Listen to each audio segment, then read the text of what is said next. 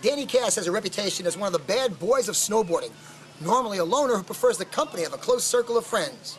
At the ripe old age of 24, he's a great athlete, but he's morphing into a sporting goods entrepreneur.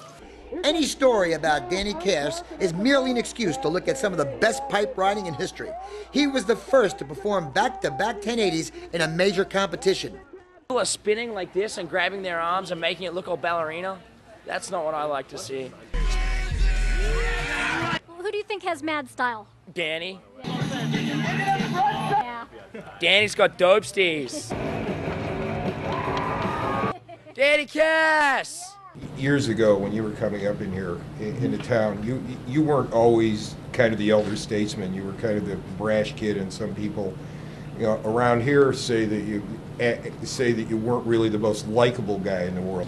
Was that a misperception? Yeah, no, it was totally a misperception. I mean, you know, I got into snowboarding for the love of it and not what I could get out of it or receive from it, you know. And after 2002, we came out here for a Pro-Am, which was kind of a similar thing going on, a lot of amateur snowboarders, and just really kind of trying to ride with kids and friends and not do every interview got a lot of people upset. Mountain Creek, let's hear it for the local hero, silver medal winner, Danny Kass.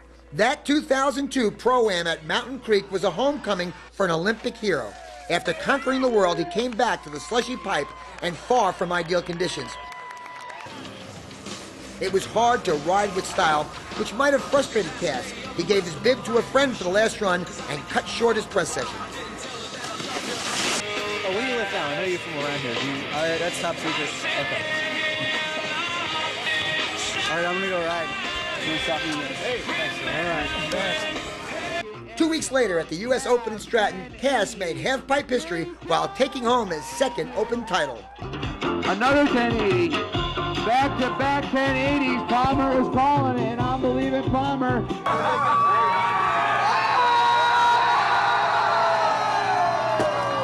When did you realize that there was something more here than just a really fun thing to do? Right around the age of 17, I started to get a little bit of money through snowboarding and lived with my mom in a house in Scenic Lakes and kind of laid it out and was like, well, this is a real contract here. Look at this thing.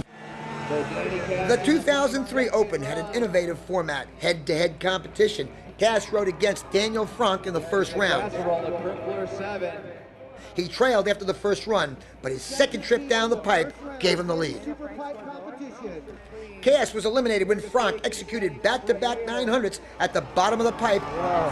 Crazy. And a 900 and another big spin. Daniel Frank, 9-9. Losing to the Euro rider bothered the Jersey kid. Yeah, Daniel, he needed that one.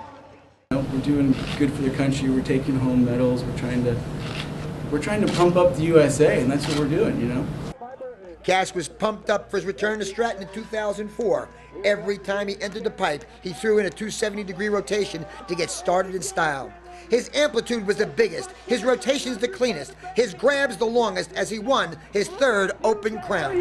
Right there. Look at the amplitude, the front side alley-oop 5 more. You make up your runs as you go, is that true? Yes. Tell me about that. I mean, it takes quick thinking. You have to have quick wit to do that. Well, it is, but it's kind of, I don't really want to try to plan a half-pipe run before I ride the half-pipe a bunch because, you got to account for the half-pipe walls, and they're always different in spots, and sometimes you want to carry more speed here and try harder tricks at the bottom. Here he comes. Kass dropping into the pipe for his first run. In 2005, Kass was out to one-up the immortal.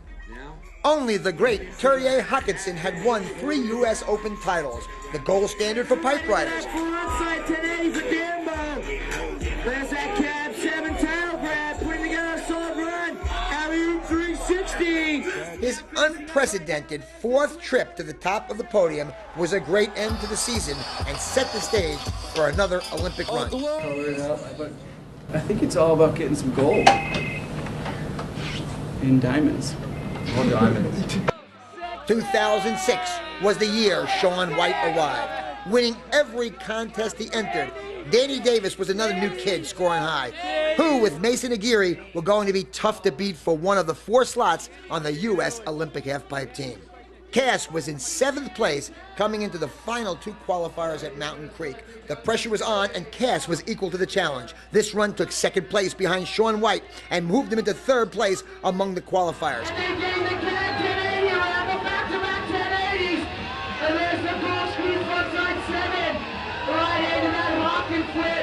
Setting up.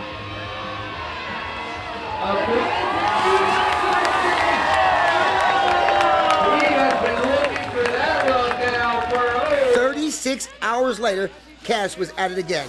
His 2nd podium finish of the weekend earned him a spot on the United States Olympic team. Right into that 1080, the front side 1080 goes, switch across the flat bottom. There's that 1080. The back-to-back 1080s right into that double pump front side 7. And now sitting up, there's the back-to-back 7s. Finishing with that close out of your 540 Danny Kass. Take that one out.